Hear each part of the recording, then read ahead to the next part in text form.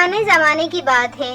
एक कस्बे में एक छोटा सा गांव था जहां हर किस्म के फलों का काम किया जाता था। इसी तरह वहां के लोगों की जिंदगी बसर हो रही थी। इस गांव में एक बस्ती थी जहां मेरी रोज नाम की खूबसूरत लड़की अपने माँ बाप के साथ रहती थी।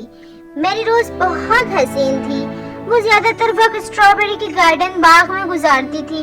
वो दिन भर दरख्तों, पौधों, फूलों और हरियाली में इनकी देखभाल करती रहती थी। मैरी रोज को स्ट्रॉबेरी बेहद पसंद थी। पूरी बस्ती में वो स्ट्रॉबेरी शहजादी के नाम से पहचानी जाती थी।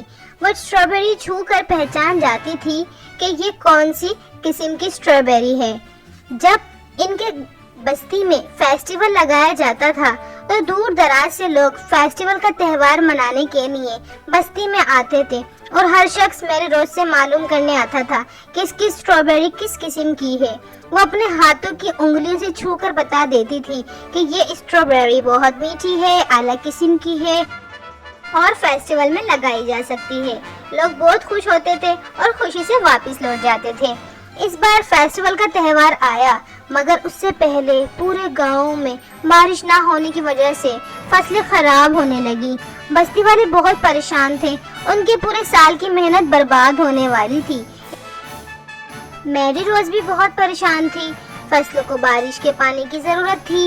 मैरी रोज ने अल्लाह मियां से दुआ की और कुछ ही देर में काले काले बादल आए और बारिश होने लगी और सब फसलें एक बार फिर से ताजा हो गईं। मैरी रोज हर साल फेस्टिवल में स्ट्रॉबेरी का कॉर्नर लगाती थी। वो बहुत खुश थी क्योंकि इस साल की स्ट्रॉबेरी बेहद लजीज, ताजा और खूबसूरत मजेदार थी।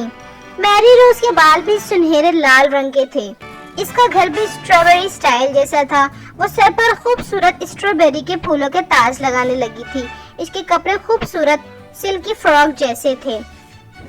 फेस्टिवल लगा और इस बार फेस्टिवल हर साल के मुकाबले में 2 गुना शानदार साबित हुआ। सभी लोगों ने फेस्टिवल में बढ़ चढ़कर हिस्सा लिया और खुशियां मनाई। स्ट्रॉबेरी शहजादी भी बहुत खुश थी। कुछ समय बाद दूर दराज गांव के लोग भी स्ट्रॉबेरी शहजादी को देखने आने लगे और इस तरह स्ट्रॉबेरी बस्ती भी स्ट्रॉबेरी शहजादी के नाम से मशहूर हो गई।